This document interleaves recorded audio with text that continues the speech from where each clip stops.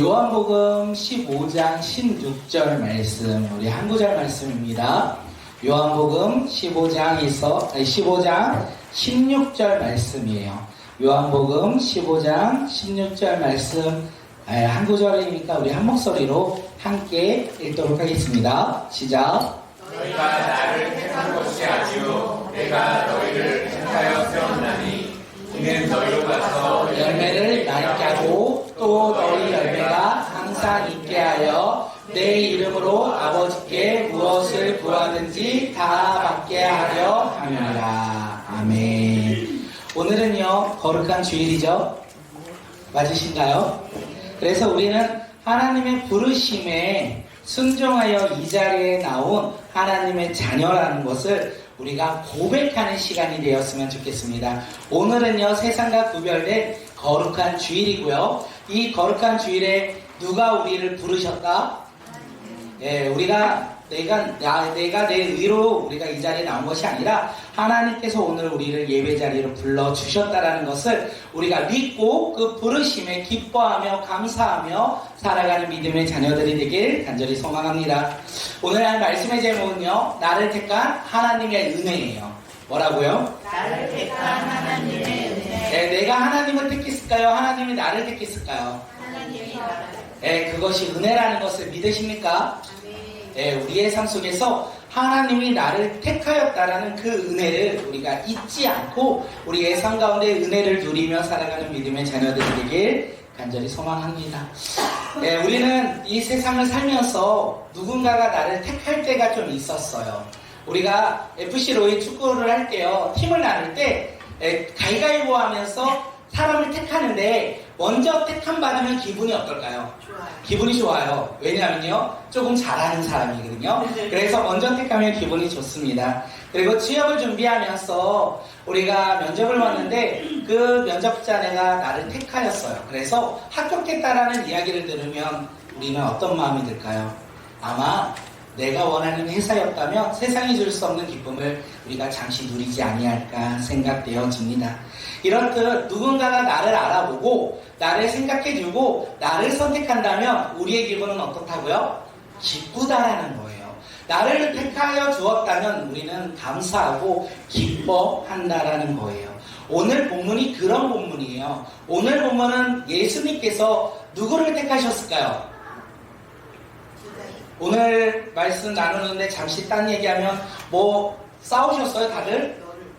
저를 싸우잖아요. 나랑 싸울 때 한번 보면요. 다시 돌아올게요. 오늘 말씀에서 예수님이 누구를 택하셨을까요? 아니요, 본문에서요. 오늘 본문에서 누구를 택하셨을까요? 맞아요, 제자들을 택하셨어요. 그리고 오늘 살아가는 우리에게도 동일한 역사가 일어나요. 예수님께서는 제자들을 택하듯이 오늘 우리를 택하셨다는 거예요. 그래서 오늘 본문이 이렇게 시작하는 거예요. 너희가 나를 택한 것이 아니요 내가 너희를 택하여 세웠나니. 우리가 하나님을 택한 것이 아니라, 우리가 예수님을 택한 것이 아니라 예수님께서 나를 택하여 세우셨다는 거. 우리가 3주에 걸쳐서, 오늘을 포함하여 3주에 걸쳐서 요한복음 15장의 이야기를 좀 나누고 있는데, 예수님은 자신을 뭐라고 이야기하시죠? 참 포도나무라고 말씀하셨어요. 그리고 제자인 우리는 무엇이라고 말씀하실까요? 가지라고 이야기하셨어요. 가지는요, 스스로 열매를 맺을 수 없다라고 이야기했습니다. 가지는 스스로 열매를 맺을 수 없듯이 우리가 구원받는 거, 우리가 하나님을 택하여 우리가 구원받을 수 있을까요? 없다라는 것을 우리가 오늘 말씀을 통해서 깨닫게 간절히 소망합니다. 하나님께서는 창세 이전부터 우리를 택하셨어요. 그리고 우리의 이름을 부르며 어떻게 해요? 우리의 삶을 인도하신다는 거예요. 내가 하나님을 택한 것이 아니라 하나님께서 나를 택하셨다는 것을 오늘 말씀을 통해서 다시 한번 깨닫고 그 은혜에 기뻐하고 감사하며 우리의 삶 가운데 순종하며 살아가는 믿음의 자녀들이 되길 간절히 소망합니다. 그렇기에 하나님께서 우리를 믿고, 우리가 하나님을 믿은 것은 나의 노력이 아니라 하나님의 은혜라는 사실을 다시 한번 말씀드리며 우리 16장 우리 상반절 말씀 한번 먼저 읽겠습니다. 시작. 너희가 나를 택한 것이 아니요 내가 너희를 택하여 세웠다. 네, 너희가 나를 택한 것이 아니고 내가 너희를 택하여 세웠다. 우리가 처음에 교회를 왔을 때 우리가 이렇게 종종 생각도 많이 합니다. 내가 내 발로 교회를 나왔지. 내가 교회 다니기로 결정해서 내가 교회를 나왔지. 내가 예수님의 인품과 그리고 예수님의 말씀이 좋아서 내가 교회를 나왔지. 내가 교회를 나오기 시작했지. 이 말이 어떤 말인지 아십니까? 이 말의 결론은요, 내가 스스로 하나님을 택하였다라고 말하는 것과 동일한 것 같습니다. 내가 하나님을 스스로 택하여 내가 교회에 나왔다. 그런데 성경은 우리에게 그렇게 이야기하지 않아요. 성경은 우리에게 무엇이라고 이야기하냐면 죄로 인해 영적으로 죽었던 인간이 스스로 하나님을 찾거나 스스로 하나님을 선택할 수 없다라고 이야기합니다. 그리고 우리는 그런 능력을 가진 자가 아니라고도 이야기를 해요. 무려 위에서 아래로 흐를까요? 아래에서 위로 흐를까요? 위에서 아래로 흐르겠죠. 우리의 구원은요, 우리의 결단이 아니라 하나님의 은혜라는 것을 우리에게 이야기하는 거예요. 그렇게 우리가 먼저 하나님을 찾은 것이 아니라 창세전에 하나님께서 하나님의 뜻대로 우리 한 사람 한 사람을 택하여 부르셨고 그리고 우리를 이 자리로 부르셨다는 것을 우리가 믿고 살아가는 주의 자녀들이 되길 간절히 소망합니다. 내가 이 자리에 나온 걸까요? 하나님께서 우리를 이 자리로 부르신 걸까요? 확실한가요? 믿으시나요? 하나님을 나를 택하여 이 자리로 부르셨다는 것을 믿으시나요? 우리가 그런 믿음이 있었으면 좋겠어요. 우리가 예수님의 제자들의 모습을 보면 확신할 수 있어요. 예수님의 제자들은요, 처음에 세상에 내세울 것이 없는 사람들이었습니다. 그들의 신분이나 그들의 지혜나 그들의 학문이나 가문이나 세상 가운데 내세울 것이 있던 사람들이 아니었어요. 오히려 그들은 어떤 사람들입니까? 소외받던 갈릴리 호수에 살던 이름 없는 무명의 사람들이었고 사회에서 멸시받고 천대받던 세리들이었다는 것을 우리가 알 수 있어요. 사도 바울은 또 이렇게 이야기를 합니다. 고린도전서에서 이렇게 이야기하는데 우리 말씀 한번 읽도록 하겠습니다. 고린도전서 1장 26절이요. 시작. 형제들아 너희를 부르심을 보라. 육체를 따라 지혜로운 자가 많지 아니하며 능한 자가 많지 아니하며 눈물 좋은 자가 많지 아니하는도다. 네, 예수님께서 제자들을 부르실 때의 모습이었다라는 거. 그리고 예수님께서 오늘 우리를 부르실 때도 동일하지 않을까 생각합니다. 하나님께서 우리를 부르신 것은 우리가 도덕적이거나 지혜가 있거나 무언가를 갖고 있어서 우리를 택하여 부르신 것이 아니라 우리가 세상 기준으로 아무것도 내세울 것도 없는 우리를요, 하나님의 뜻에 따라 하나님이 우리를 택하여 불러주셨다라는 거예요. 그것을 우리는 두 글자로 이야기하는데 은혜라고 이야기해요. 그것이 하나님의 은혜라는 거예요. 그래서 우리는요, 이제는 참 포도나무이신 예수님께 어떻게 해요? 딱 붙어있는 가지라는 것을 우리가 잊지 않길 간절히 소망합니다.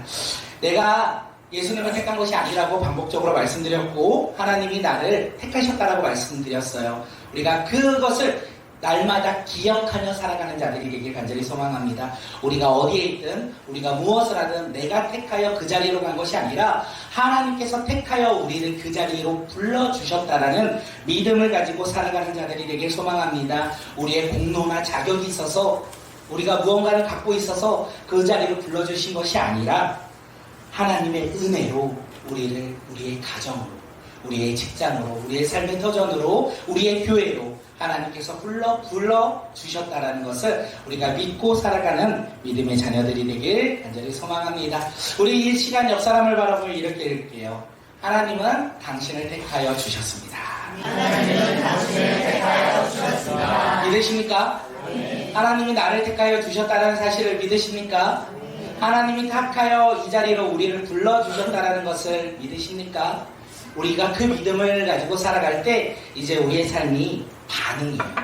하나님이 나를 택하여 불러주셨다는 믿음으로 우리가 살아갈 때 우리가 반응하기 시작합니다. 그 반응이 어떤 반응인지 함께 나누겠습니다. 책 가운데 하나님의 리더 세우기라는 책을 보면요, 이런 내용이 있습니다. 변화는 결심에서 시작된다. 변화는 결심에서 시작된다. 그런데 이 결심이라는 단어, 이 라틴어의 어원을 살펴보니 이 책에서 이야기하는데 뭐라고 하냐면 결심은 잘라 버린다라는 의미가 있다고 합니다. 결심은요, 뭐라고요? 잘라 버린다라는 거예요. 다시 말해서 새로운 결심과 새로운 변화를 받기 위해서는요, 십자가의 사랑에 우리가 사로잡혀야 된다는 거예요. 우리가 결심하고 새로운 변화를 이루기 위해서는 예수 그리스도의 십자가의 사랑에 사로잡혀 있을 때, 그때서야 비로소 성령께서 우리의 삶 가운데 임재하심으로 말미암아 내 안의 욕심과 내 안의 자아를 어떻게 해요? 자날라낼 수 있는 힘과 능력을 주신다는 거예요.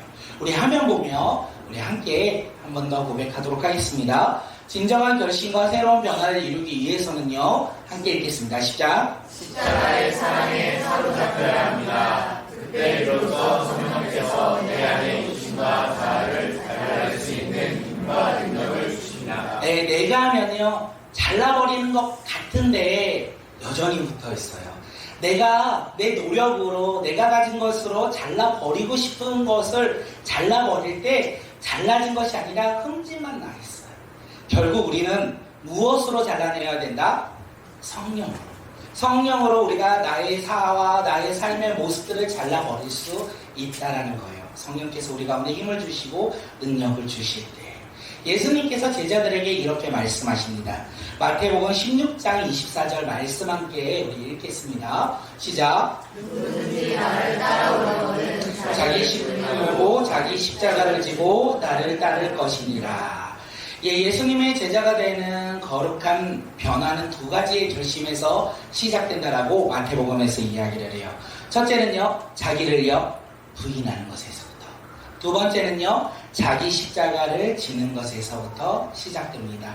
우리의 거룩한 변화는 두 가지의 결심으로부터 시작되는데, 첫째는 무엇이라고요? 자기를 부인하는 것이고, 두 번째는요, 자기의 십자가를 지는 것이라 이야기했어요. 우리 화면 넘겨주시면, 예수님의 제자가 되는 거룩한 변화는 두 가지의 결심에서 시작됩니다.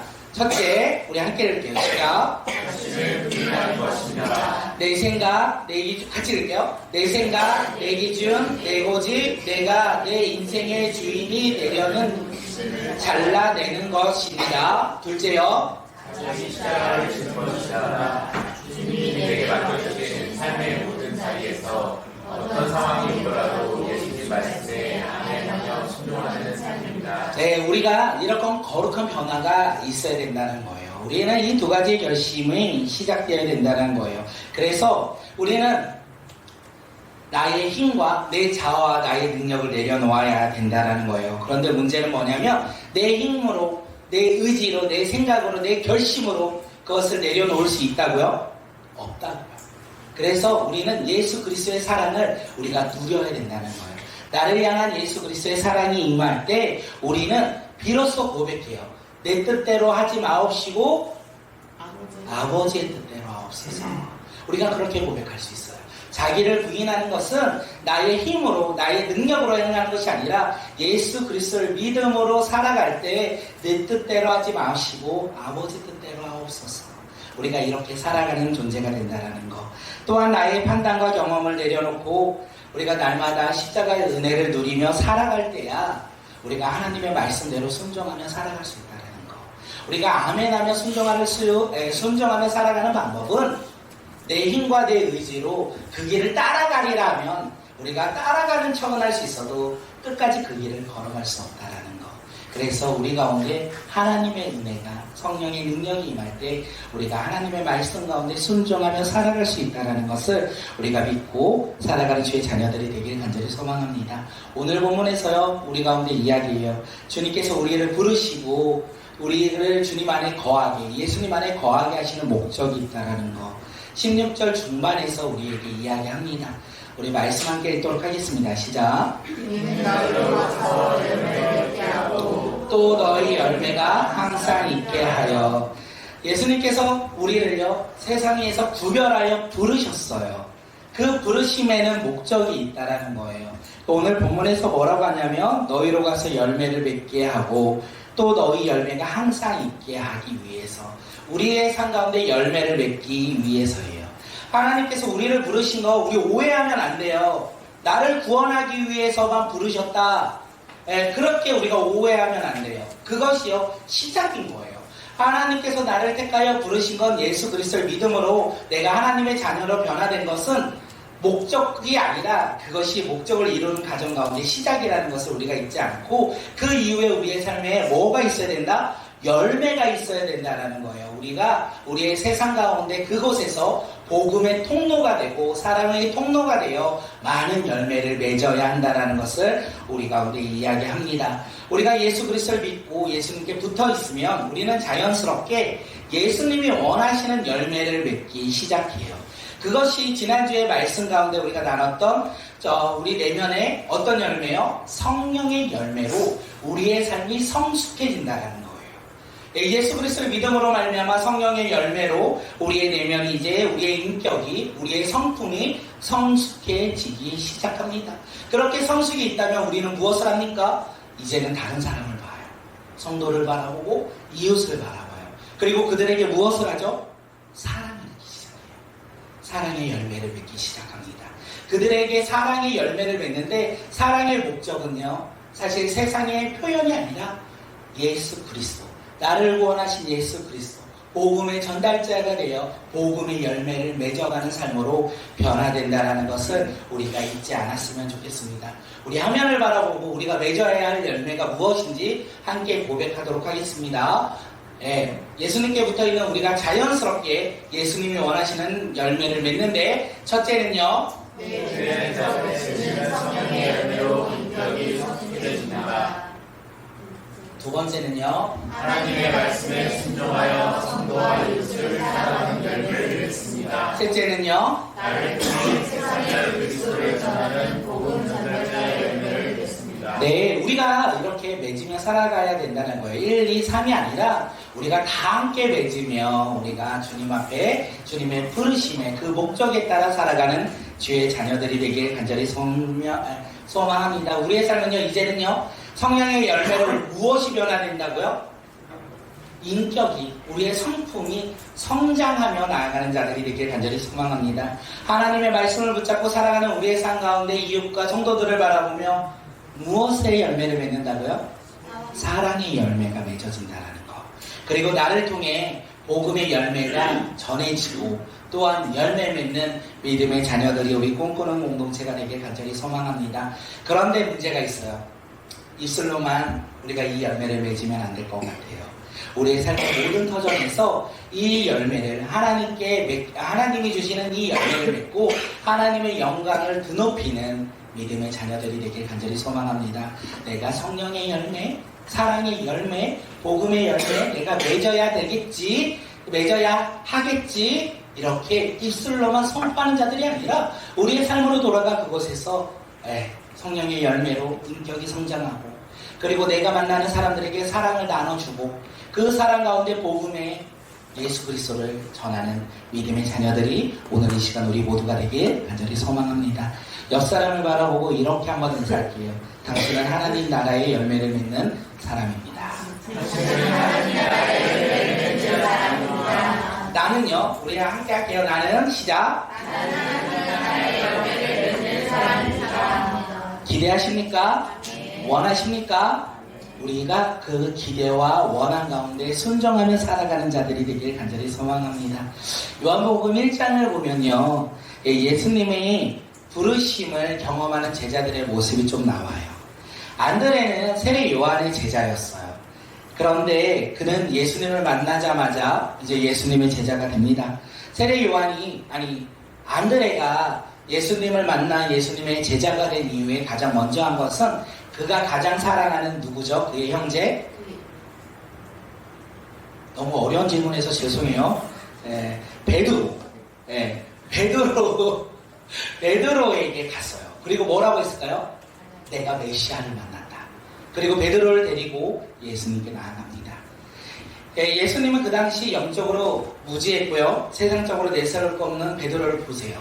그리고 뭐라고 할까요?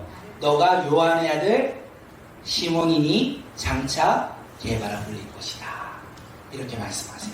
반석이라 불릴 것이다. 이렇게 말씀하시는 거예요. 사실 이 베드로는요, 안드레처럼 세례 요한의 제자가 아니었어요. 누구의 제자도 아니었어요. 베드로는 그들은 메시아를 기다리는 사람이었지만 열심을 내어 메시아를 기다리는 사람이 아니었어요. 그렇기에 우리가 예수님께서 베드로를 보시고 너는 요한의 아들이니 시몬에서 무엇으로? 게바로 불릴 것이다 말씀하신 것은 그의 잠재적인 내 능력을 바라보며 말씀하신 걸까요? 아니라는 거예요. 아무 자격 없는 이 베드로를 보셨고요. 아무 능력 없는 이 베드로를 보시며 한없는 사랑으로 하나님의 은혜로 그를 뭐라고 부르신다고요? 내가 너를 게바라 부르겠다. 그 말씀을 하시면서 성령의 능력이 덧입혀 주시죠. 그리고 훗날이요 베드로는요 이 말씀대로 초대교회의 든든한 리더가 됩니다. 그리고 보석 같은 반석이 되어서 복음을 전하는 복음 전달자가 됩니다.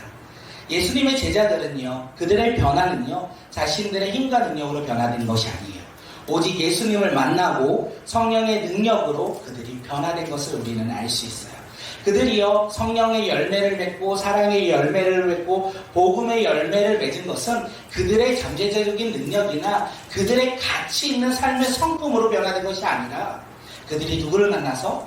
예수님을 만나서 그들의 삶 가운데 예수님을 만나서 그들에게 하나님의 능력으로 그들이 변화되었다는 것을 우리 가운데 깨달음이 있었으면 좋겠습니다. 이 말씀을 준비하면서 제 인생을 돌아보면 저도 두려울 때 예수님을 만났던 것 같아요. 저도 근심과 걱정을 가지고 앞을 바라볼 때 하나님의 은혜와 사랑으로 예수님을 만납니다. 그리고 제 인생에 조금씩 변화되기 시작합니다. 성령의 열매를 맺는 삶 돌아보니까 그렇더라고요. 아니라고 하실 수 있는데 제가 제 삶을 좀 돌아보니까 내 인격이 조금 성숙해진 거. 중고등부 애들이 이 얘기를 하면 무슨 소리냐 할 수 있겠지만 저의 삶을 보면 성령의 열매를 맺어가는 삶, 또한 말씀 가운데 순종하며 살아가는 삶, 그리고 사랑하는 삶, 복음을 전하며 살아가는 삶으로 조금씩 변화되는 삶의 모습이 저의 삶의 모습이었다는 것을 생각할 수 있었어요. 사도 바울이 이렇게 고백을 하죠. 고린도후서 5장 17절에서 이렇게 고백합니다. 함께 고백하겠습니다. 시작. 그런즉 누구든지 그리스도 안에 있으면 새로운 피조물이라. 이전 것은 지나갔으니 보라 새 것이 되었도다. 저도 예수님을 만남으로 말미암아 예수님 안에 거함으로 말미암아 이제 새로운 피조물이 되었어요. 그래서 이전 것은 지나갔고 새로운 것이 시작된 것이었어요. 그 새로운 것이 시작된 삶 속에서 이 열매를 맺은 것 같고 가장 큰 변화를 무엇일까 생각하니까 내가 만난 예수님을 전하는 삶으로 내가 변화되었구나 라는 생각이 되었습니다. 제가 좋아했던 친구들에게요 예수님을 전했죠. 그리고 학교에서 아르바이트 하면서 만났던 사람들에게 예수님을 전했어요. 그리고 회사를 다니면서요 만나는 사람들에게 예수님을 전했어요. 예수님을 전하면요 어떤 일이 일어나는지 아십니까? 구박받아요.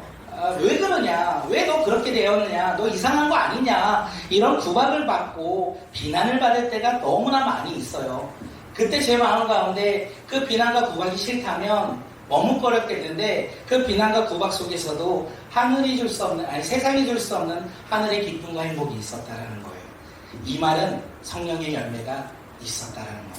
복음을 전할 때 구박받을 때 기쁨이 있어요. 성령의 역사로 내 마음 가운데 성숙이 있었다라는 거예요. 내가 만난 예수님을 전할 때 사실 남들 앞에 이야기하는 거 부끄러운데 믿음의 용기가 있었던 것 같아요.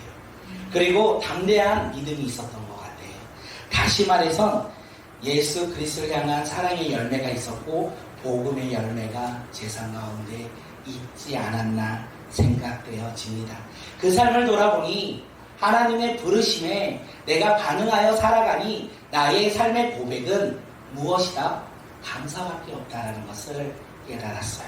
그래서 오늘 우리가 이 말씀을 통해서 하나님이 나를 부르셨다. 여기 아무도 모르는 사람 없을 거예요. 내가 하나님을 찾았다 이게 아니라 하나님이 나를 택하여 부르셨다. 우리가 너무나 잘 알고 있어요.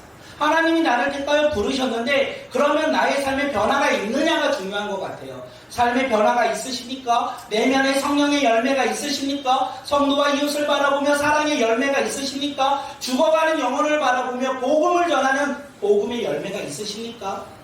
주님이 나를 부르셨다면 열매가 있어야 된다는 거예요. 그리고 그 열매를 바라보면 우리의 삶의 고백은 단 하나예요. 감사밖에 없다라는 거예요. 우리가 그래서 주어진 환경과 상황 가운데 바라보면 감사할 게 없을지라도 하늘의 기쁨이 있기에 우리는 감사하며 살아가는 존재들이 아니할까 생각되어집니다. 하나님은 제자들을 이렇게 부르셨고 오늘 예수님은 우리를 이렇게 동일하게 부르시는 거예요. 너희가 나를 택한 것이 아니라 내가 너희를 택하여 세웠나니. 우리가 자격이 있어서 우리를 부르신 것이 아니죠. 하나님의 은혜로 우리는 택함받은 소중한 믿음의 자녀들입니다. 그래서 이제는 우리가 예수 그리스도의 십자가를 바라보며 내 자아, 내 생각, 내 고집을 잘라내고 하나님의 말씀에 순종하며 살아가는 믿음의 자녀들이 되길 간절히 소망합니다.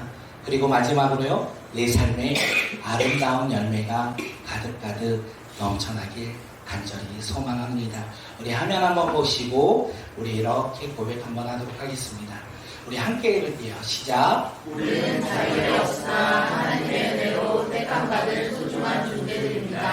우리는 십자가 은혜를 힘입어 내 자아와 고집을 잘라내고 내 십자가를 지며 하나님의 말씀에 아멘으로 순종합니다.